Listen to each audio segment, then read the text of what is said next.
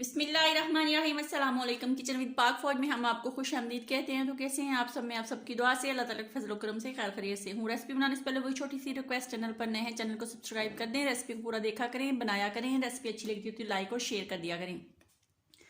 तो जनाब आज मेरे किचन में बन रहे हैं आलू और चिकन के कबाब कह लें, आलू और चिकन के कटलेट्स कह लें, जो आपका दिल करे आप इसका नाम दे सकते हैं।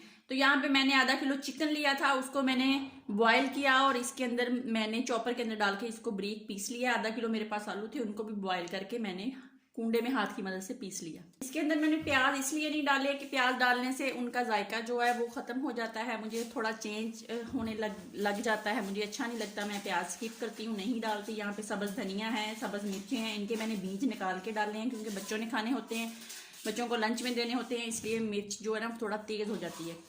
सुरख मिर्च का आधा चम्मच है, नमक हस्बे जायका है, सूखे धनिया का 1 चम्मच है, काली मिर्च का आधा चम्मच है और गरम मसाले का आधा चम्मच है। अंडे 2 अदद इसके अंदर जाएंगे। तो सबसे पहले हमने जो बॉल लिया है जिसके अंदर चिकन डाला, इसके अंदर हम आलू डालेंगे, अपना स्पाइसी मसाले डालेंगे और सब्ज धनिया और सब्ज मिर्च डालेंगे और इसके अंदर अंडे डालेंगे। डाल लूँ सारी चीज़ें, उनको फिर हम हाथ की मदद से अच्छे से मिक्स करेंगे। मिक्स करके फिर आपको दिखाते हैं, आपके सामने डाल दूँ। आप कहेंगे कि आप इन्हें डाला, शायद नहीं डाला।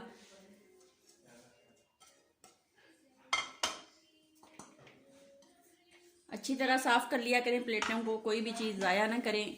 बिस्मिल्लाहिर्रहमानिर्रहीम। तो अब इसके अंदर हम अंडे डाल लें, अंडे डाल के आपको दिखाते हैं।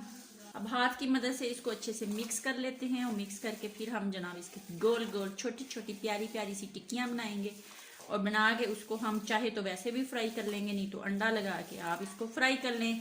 जो खानी है जो नहीं खानी वो आप इसकी टिक्कियाँ बना के फ्रीज कर लें, जब आपको ज़रूरत हो बच्चों को निकाल के लंच बॉक्स में लंच डाल दें, भर दें।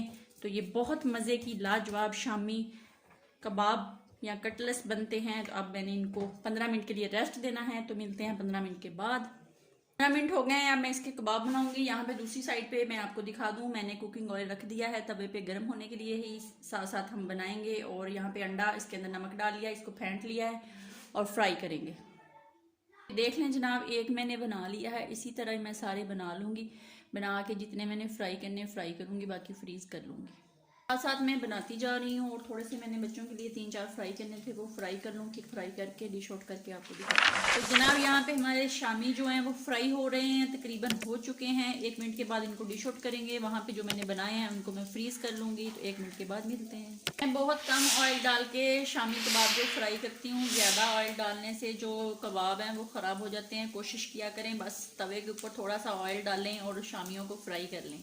जनाब अब इनको डिश आउट करते हैं। एक मैंने निकाल लिया है, दूसरे भी इस तरह निकाल लूँ और फिर आपको दिखाती हूँ। तो ये लें जनाब, मज़े मज़े के शामी कबाब बन के रेडी हो गए। मैंने इनको गार्निश किया सब्ज़ मिर्च और प्याज से और यहाँ पे दरमियान में थोड़ी सी केचप पड़ी हुई है। आप भी इस तरह बनाएं खाएं। अपना बहुत ज़्यादा ख्याल रखें, खुश रहें, दुआओं में याद रखें। ज़िंदगी रही फिर मुलाकात होगी, तब तक के लिए इजाज़त दीजिए। अल्लाह हाफिज़।